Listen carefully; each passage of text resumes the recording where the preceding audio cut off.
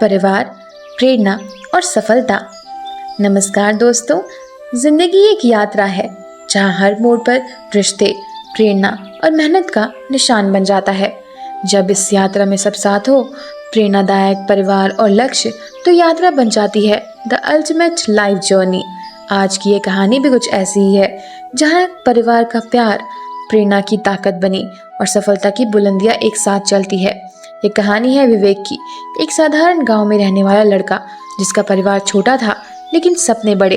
पिता खेतों में काम करते थे, माँ सिलाई करती थी और घर के हर दीवार पर संघर्ष की कहानी लिखी थी। लेकिन इसी घर में एक कोने में एक ऐसा था जहाँ विवेक अपनी किताब लेकर बैठता और माँ कहती, बेटा एक दिन तुम जीवन जरूर बदलोगे। और विवेक को बचपन से पढ़ाई से बहुत लगाव था। हर दिन स्कूल जाता और शाम को पापा के साथ खेल में हाथ बटाता। जब वह थक जाता तो माँ एक गिलास दूध पीने के लिए उसके हाथ गुर से मांगती और कहती, बेटा थकना मत, तेरा संघर्ष एक दिन सबके लिए मिसाल बन जाएगा। 10वीं में टॉप किया, फिर इंटर में शानदार प्रदर्शन, लेकिन आगे की पढ़ाई के लिए शहर जाना था और पैसे। पिता ने पुराने बैल बेच दिए, माँ ने अपनी शादी की चूड़ियाँ निकाली। विवेक की आंख भर आई, इतना त्याग सिर्फ मेरे लिए? पिता बोले, तू हमारा सपना है बेटा, अब तुझे रुकना नहीं है। जिंदगी शहर की बिल्कुल अलग थी, भाग दौड़, अकेलापन, नई चुनौती। पर विवेक के पास था परिवार की प्रेरणा। हर बार जब वह थकता, माँ की आवाज़ कान में गूंजती, हमें तुम पर विश्वास करते हैं। कॉलेज में टॉप किया, एक मल्टीनेशनल कंपनी में नौकरी लगी। पहली तनख्वाह से सबसे पहले माँ के लिए साड़ी और पापा के लिए जूते खरीदे। उसने दोनों को शहर बुलाया तो माँ की आंखों में खुशी के आंसू थे। पापा से सिर्फ इतना बोला, तूने अपना वादा निभाया। आज विवेक एक सफल इंसान है, लेकिन जब भी उसे पूछा जाता है तुम्हें प्रेरणा कहाँ से मिली, तो वो जवाब देता है, मेरे परिवार से। तो आज की कहानी किसी यह सीख मिलती है दोस्तों, परिवार वो जड़ है जिससे आपके सपनों की शाखाएं निकलती हैं। जब माँ बाप साथ हो, आशीर्वाद साथ हो, तो कोई भी मुश्किल असंभव नहीं। प्रेरणादायक दूर से नहीं आती, वह घर की रोटी, माँ की बात और पिता की मेहनत में होती है। सच्ची सफलता तब मिलती है जब आप परिवार के सपनों को भी पूरा कर सके। जिंदगी का सबसे खूबसूरत सफर वही है जिसमें रिश्ते, संघर्ष और सफलता का संगम हो। दोस्तों, अगर आपके पास परिवार है तो आपके पास दुनिया की सबसे बड़ी ताकत है। अगर आपके पास अपना खुद का हौसला है तो आप एक बार पीछे मुड़कर देखने की जरूरत नहीं है। आप हमेशा आगे बढ़ते रहिए और परिवार के आशीर्वाद के साथ आप कोई भी बुलंदी को छू सकते हैं। तो दोस्तों, अगर आपको ये कहानी पसंद आई हो तो ज़रूर हमारे चैनल को सब्सक्राइब करें और वीडियो को लाइक करें। यही थी दिल से जुड़ी हुई कहानी। अगर इससे आप भावुक किए हो तो इसे ज़रूर शेयर करें। जहाँ परिवार हो वहाँ प्रेरणा खुद चलकर आती है और सफलता बस कदम कदम पर दूर हो जाती है और पास आने के लिए दौड़ जाती है। दोस्तों, ये थी आज की कहानी।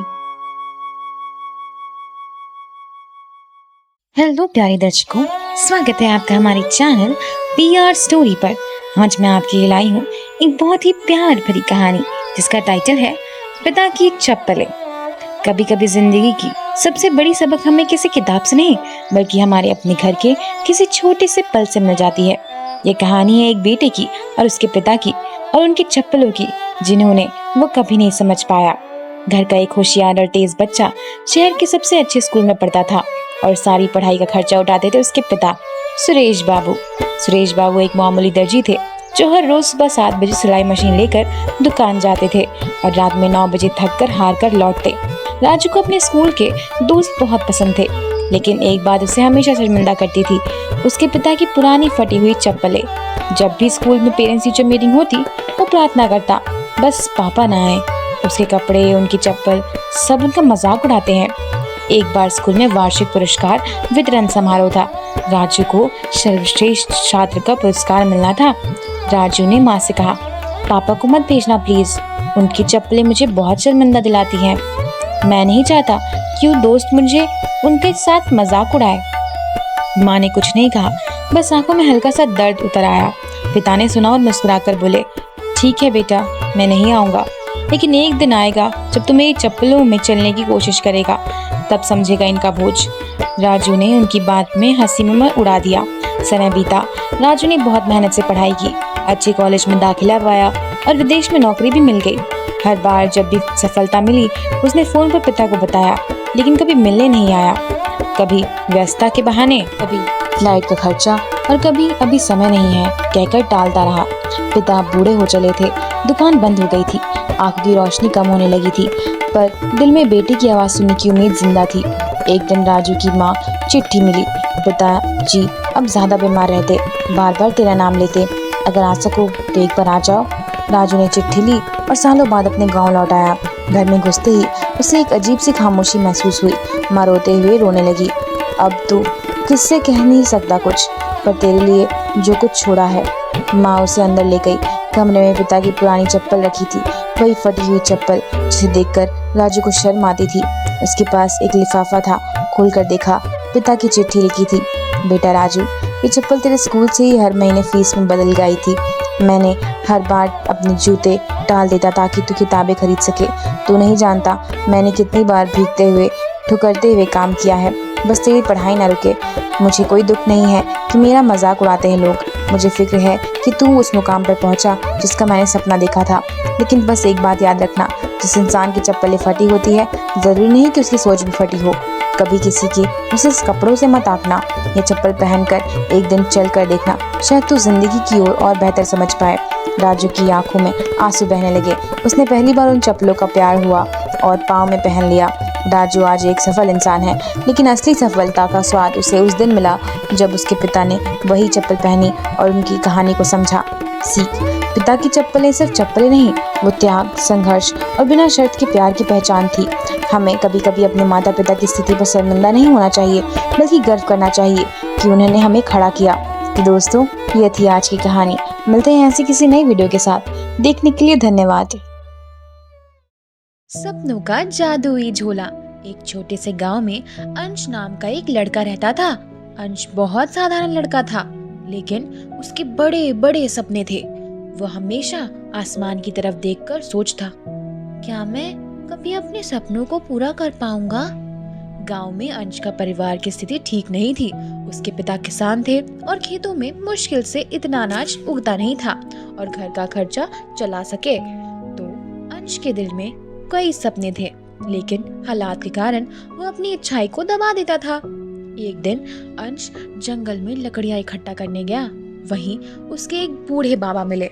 बाबा के पास एक पुराना झोला था जो चमचमाता हुआ दिख रहा था।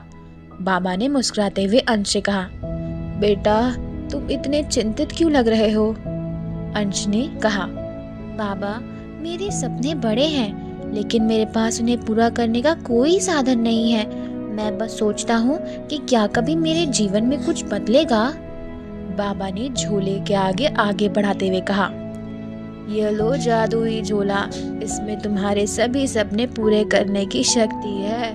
लेकिन याद रखना, इसका जादू तभी काम करेगा जब तुम खुद मेहनत और ईमानदारी से अपना काम करोगे। अंश घर वापस लौट आया और झोले को ध्यान से देखा। उसने सोचा, क्या ये सच में जादुई है? ये बाबा ने मुझे सिर्फ दिलासा दिया है। अगली सुबह उसने अपने सपनों की एक सूची बनाई। उसकी पहली इच्छा थी कि वह पढ़ाई पूरी करके शिक्षक बने। अंश ने झोले से कहा, अगर तुम सच में जादुई हो तो मेरी मदद करो। उसने अंश को गांव में एक शिक्षक की पढ़ाई करनी शुरू करने की अनुरोध किया। शिक्षक ने खुशी खुशी उसे पढ़ाना शुरू किया। धीरे धीरे अंश को महसूस हुआ कि झोला सच में जादुई है। वह तब भी मेहनत करता, चीजें अपने आप सही होने लगती। अंश ने कई बार कठिनाइयों का सामना करना पड़ता। पैसे की कमी, थकान, दोस्तों की बातें, इन सब ने उन्हें मजबूर कर दिया था। लेकिन हर बार वो हार मानने लगता तो झोले को देखता और बाबा की बात याद करता। जादू मेहनत में छुपा है। अगर मैं मेहनत करूंगा तो मेरा झोला हमेशा मेरा साथ देगा। समय बीतता गया। अंश ने मेहनत से पढ़ाई पूरी की और गांव में बच्चों को पढ़ाने लगा। वह गांव का सबसे प्रिय शिक्षक बन गया। उसने अपने झोले को कभी किसी को नहीं दिखाया, लेकिन उसकी सफलता देखकर सब लोग कहते, अंश ने सच में अपने सपनों को सच कर दिखाया। एक दिन वही बूढ़े बाबा फिर से गांव लौटे। उसने अंश को देखा और मुस्कुराते हुए कहा, तो बेटा, झोला तुम्हारे काम आया? अंश ने झोले को बाबा के पास रखते हुए कहा, बाबा, ये झोला सच में जादुई है। इसने मेरे जादू की मेहनत से ही मिला है। मैं जानना कि असली जादू हमारे भीतर और हिम्मत और लगन में होती है। बाबा ने खुशी से कहा, बिल्कुल सही अंश, यह झोला सिर्फ तुम्हें याद दिलाने के लिए था कि मेहनत और विश्वास से सब कुछ हासिल किया जा सकता है। अब इसे किसी और को दे दो जिससे इसकी ज़रूरत है। सपने देखने से ही नहीं बल्कि मेहनत से और लगन से पूरे होते हैं। असली जादू हमारी कोशिशों में है। अंश ने झोले को अगली पीढ़ी के बच्चों को प्रेरित करने के लिए रख दिया ताकि वे भी अपने सपनों के पीछे भागे और मेहनत को महत्व समझे। यह कहानी बच्चों को सिखाती है कि मेहनत, विश्वास और लगन से किसी भी बड़े सपने को पूरा किया जा सकता है। तो दोस्तों, ये थी आज की स्टोरी। मिलते हैं अगले ही ऐसी मज़ेदार वीडियो के साथ। तब तक के लिए धन्यवाद। बहुत ही महत्वपूर्ण कहानी जिसका टाइटल है धैर्य और सफलता। किसी छोटे से गांव में गोपाल नाम का एक किसान रहता था। वह बहुत मेहनती और ईमानदार व्यक्ति था, लेकिन उसमें एक कमी थी, उसे धैर्य नहीं था। वह चाहता था कि जो भी काम करे उसका परिणाम तुरंत मिले। गोपाल को लगता था कि सफलता मेहनत से नहीं बल्कि जल्दबाजी और किस्मत से मिलती है। हर साल गोपाल अपने खेतों में फसल उगाता, लेकिन जैसे ही पौधे छोटे हुए अंकुरित रूप में उगते वो उसे बेचैन हो जाता बेचने के लिए। वह रोज खेतों में जाकर देखता कि अभी तक फसल बड़ी क्यों नहीं हुई। मैंने इतनी मेहनत की फिर भी मुझे जल्दी परिणाम क्यों नहीं मिल रहा। जल्दबाजी में वह कई बार पौधों को ज्यादा पानी दे देता या खाद डाल देता, उनकी जड़ों को नुकसान पहुंचा देता। उनकी यह अधीरता फसल के खराब होने का कारण बन जाती। उसे हर साल नुकसान उठाना पड़ता। गांव में एक बुजुर्ग किसान रहते थे जिसे सब लोग बहुत सम्मान देते थे। उन्होंने गोपाल को परेशान देखा और कहा, बेटा, सफलता पाने के लिए मेहनत के साथ धैर्य भी जरूरी होता है। जो पेड़ आज बीज उगा सकता है वह एक दिन में फल नहीं देता। लेकिन गोपाल ने उसकी बात को गंभीरता से नहीं लिया और सोचता रहा कि मेहनत करने के बावजूद उसे सफलता क्यों नहीं मिल रही। एक दिन गांव में अकाल पड़ गया। किसान की फसलें सूखने लगी।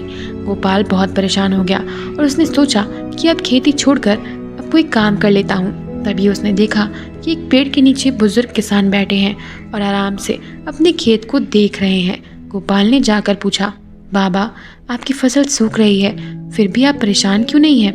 बेटा, धैर्य रखना सीखो। मैं जानता हूँ कि हर कठिन समय के बाद अच्छा समय आता है। अपनी फसल को धीरे धीरे तैयार होते हुए देखता हूँ और सही समय पर मैं उसे संभाल लूंगा, बुजुर्ग ने मुस्कुराते हुए कहा। इस बार गोपाल ने बुजुर्ग किसान की बात को गंभीरता से लिया और फसल के साथ धैर्य रखने का निश्चय किया। उसने खेत में देखभाल करना जारी रखा, बिना जल्दबाजी किए पौधों को समय देता, नियमित रूप से सिंचाई और एक धैर्यपूर्वक मौसम बदलने का इंतजार करता। धीरे धीरे मौसम में सुधार आया और गोपाल की मेहनत रंग लाने लगी। इस बार उसकी फसल पहले से ज्यादा अच्छी हुई। गांव के लोग उसकी फसल देखकर हैरान रह गए। गोपाल अब समझ चुका था कि सफलता मेहनत और धैर्य दोनों से मिल सकती है। इस अनुभव के बाद गोपाल का नजरिया पूरी तरीके से बदल गया। वह खेती के हर चरण में धैर्य रखने लगा और अन्य किसानों को भी सख्त सिखाने लगा। सफलता पाने के लिए संयम बहुत जरूरी है। धीरे धीरे उसके खेत फसलों से भरने लगे और गांव के सबसे सफल किसान बन गया। अब लोग उसकी मेहनत को धैर्य की मिसाल देते। सफलता पाने के लिए धैर्य और मेहनत दोनों जरूरी है। जल्दबाजी में किए गए काम अक्सर असफलता दिलाते हैं। सही समय का इंतजार करना सफलता की कुंजी है।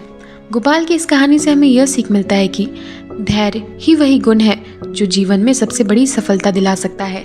हमें कभी भी जल्दबाजी नहीं करनी चाहिए बल्कि धैर्य और कड़ी मेहनत से आगे बढ़ना चाहिए। तो दोस्तों, यह थी आज की कहानी।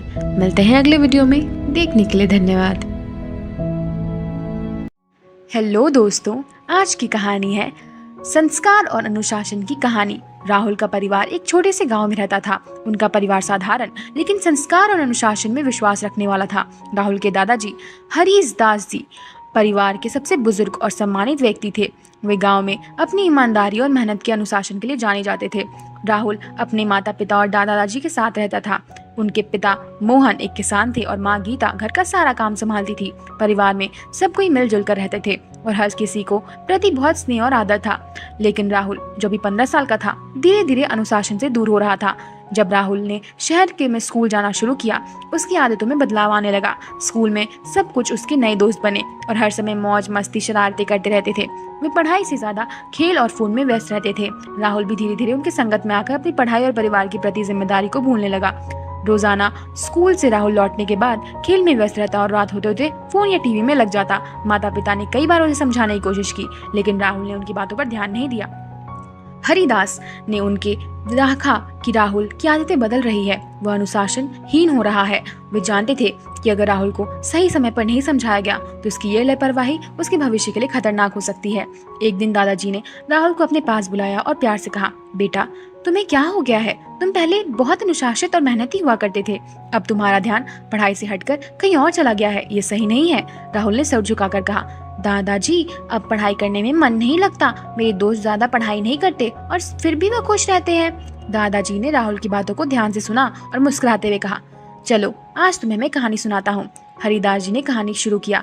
जब मैं तुम्हारे जितना था तब हमारे पास आज की तरह की सुविधाएं नहीं थी, ना फोन था ना टीवी था। हम तो किताब पढ़ने में भी समय मुश्किल से निकाल पाते थे क्योंकि हमें खेतों में काम करना पड़ता था। लेकिन एक चीज जिसने मुझे आगे बढ़ने में मदद की वो थी अनुशासन। एक बार एक गाँव में बड़ा किसान सम्मेलन हो रहा था। उस सम्मेलन में भाग लेने के लिए बहुत से लोग आए थे। वहाँ के प्रतिष्ठित विद्वान भी थे। उन्हें हमसे एक महत्वपूर्ण बात सिखाई, अगर जीवन में सफल होना है तो संस्कार और अनुशासन को मत छोड़ना।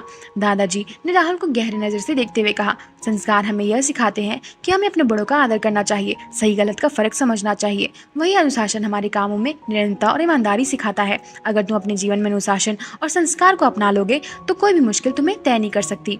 राहुल ने दादाजी की बातें ध्यान से सुनी और महसूस किया कि वह अपने जीवन में अनुशासन और संस्कार से दूर हो रहा था। उसे समझ आ गया कि उसकी सफलता और खुशी का अनुशासन पर निर्भर करती है।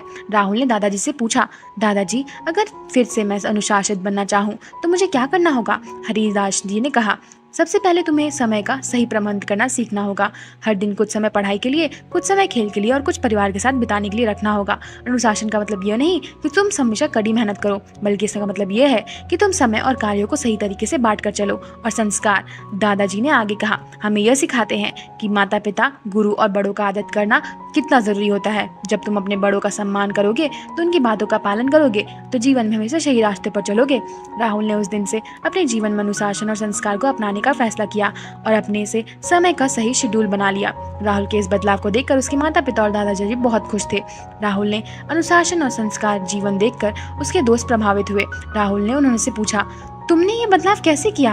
हमारी तो बदलाव होती ही नहीं। राहुल ने अपने दोस्तों से कहा, मेरे दादाजी ने मुझे सिखाया है कि जीवन में अनुशासन और संस्कार सबसे महत्वपूर्ण होते हैं। अगर तुम अपनी दिनचर्या को सही तरीके से प्रबंध करोगे और अपने बड़ों का आदर करोगे तो तुम भी सफल हो सकते हो। समय के साथ राहुल ने अपने स्कूल की परीक्षा में बहुत अच्छे अंक प्राप्त किए और अपने परिवार और दादाजी की उम्मीदों पर खड़ा उतरा। राहुल ने अपने दादाजी का हाथ पकड़ते हुए कहा, दादाजी आपकी सिखाई हुई बातें मेरे जीवन का आधार बन गई है। यह कहानी से हमें यह सीख मिलती है कि जीवन में अनुशासन और संस्कार से सफलता और संतोष प्राप्त किया जा सकता है। अगर हम अपने समय का सही उपयोग करेंगे और अपने बड़ों का आदर करेंगे तो हम हर मुश्किल को पार कर सकते हैं। तो दोस्तों, यह थी आज की कहानी। मिलते हैं अगले वीडियो में। देखने के लिए धन्यवाद।